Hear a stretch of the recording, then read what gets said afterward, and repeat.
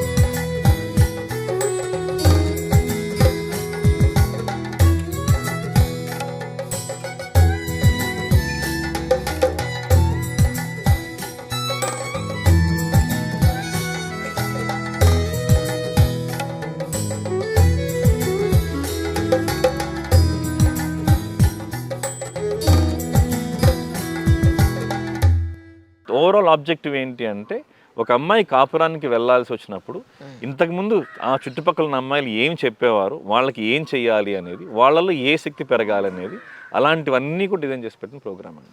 అది free programme అండి, ఎవరన్నా రావచ్చు. ఆ క్లాత్ ఎన్ని మీటర్లు తీసుకున్నారు, ఎన్ని కిలోలు నెయ్యి పోసారు, అసలు దాని గురించి పూర్తిగా వివరంగా చెప్పగలుగుతారేమో? చెప్తానండి. ఈ ప్రోగ్రామ్ వెనక ఉన్న 2 ఉద్దేశాలు చెప్తాను. భౌతికంగా అందరికి కనపడేది ఏంటి, అసలు దాని ఉద్దేశం ఏంటి చెప్తాను నేను. భౌతికంగా అంటే ఇది బహుశా భారతదేశంలో చాలా పెద్ద కార్తీక దీపాలు ఒకటి అయి ఉండొచ్చు.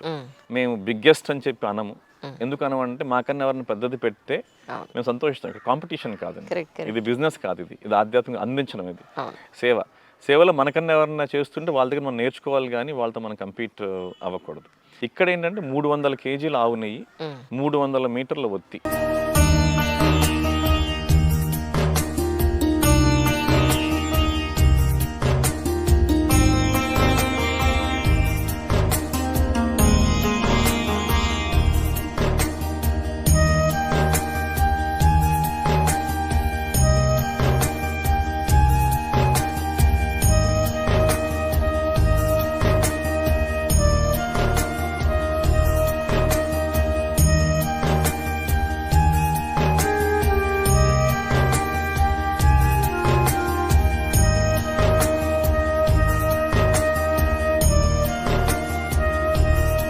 నేను సాయంత్రం మీరు చూసారు, అది సుమారు 2 hours టైంలో దాన్ని మొత్తం రెడీ చేయడం.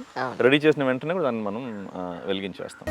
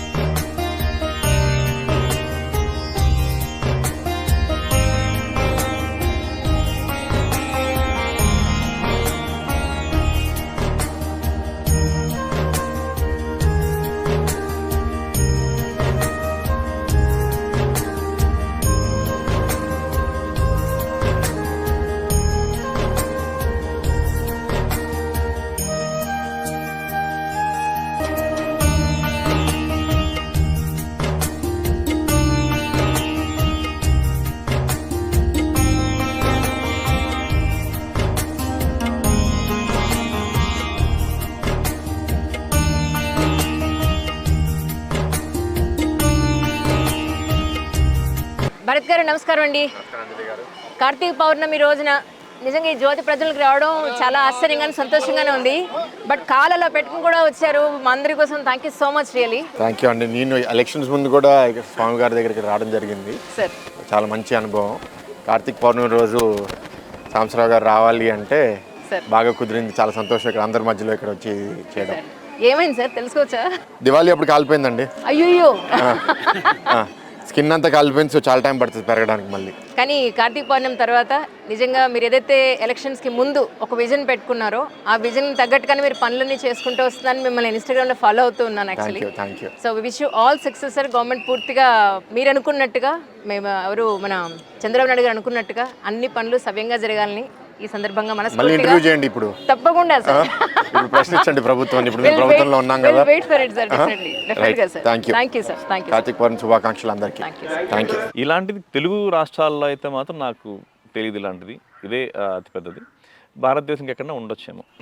ఇది మనకు కార్తీక మాసంలో దీపం పెట్టడం అనేది, ఆకాశ దీపం అనేది ఎప్పటి నుంచో ఉంది.